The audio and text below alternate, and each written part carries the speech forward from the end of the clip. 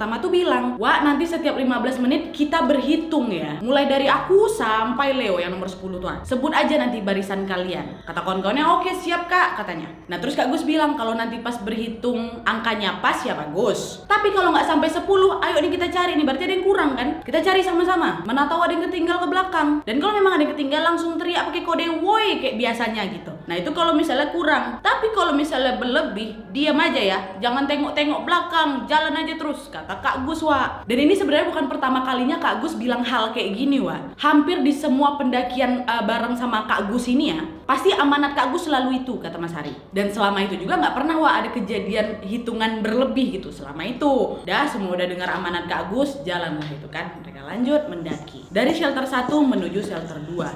Sesampainya di shelter 2, mereka istirahat lagi. Mereka mulailah kan untuk memakan beberapa logistik. Nah, udahnya kawannya si Ari, Mas Uco ini mau buang air kecil. Dia bilanglah ke Alfi kawannya kan, "Weh, Wak, kawanilah aku mau pipis," katanya. "Dah, pergi lah, yuk berdua sana."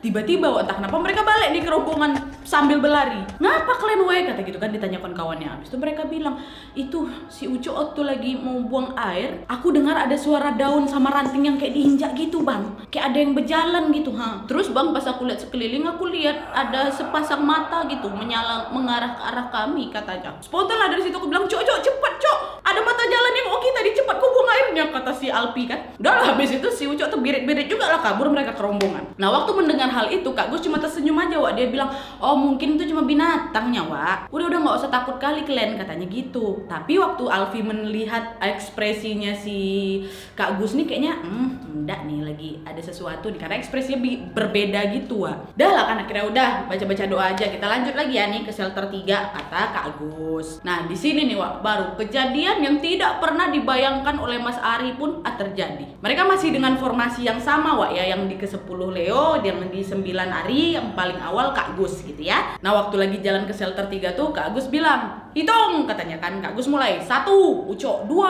Hafiz 3, dan seterusnya. Nah, tiba di gilirannya Mas Ari 9, katanya kan. Balik ke kawan belakangnya si Leo 10, kata dia gitu. Masih lengkap itu pikiran Mas Ari. Oh ya udah, pas kita nih 10. Tapi Wak, nggak lama aku merinding. Tapi Wak, gak lama setelah Mas Ari mikir, "Oh ya, pas ya." Tiba-tiba Mas Ari ini mendengar dengan jelas 11 dengan suara yang lirih kali, Wak. Langsung lah itu seketika Mas Ari merinding nih, sama kayak aku padahal siang bolong ini. Tiba-tiba Leo kawannya di belakang ini langsung megang tas si Ari dari belakang, set, digoyangkan ya pelan. Ari diam aja, Wak, bingung juga dia kan. Apa aku salah dengar tadi ya? Nah, karena Mas Ari dipegang tasnya nggak ngerespon, si Leo pun dipukulnya kepala si Ari dari belakang. "Ih, kau," gitu. Dipeletok kepala dari belakang.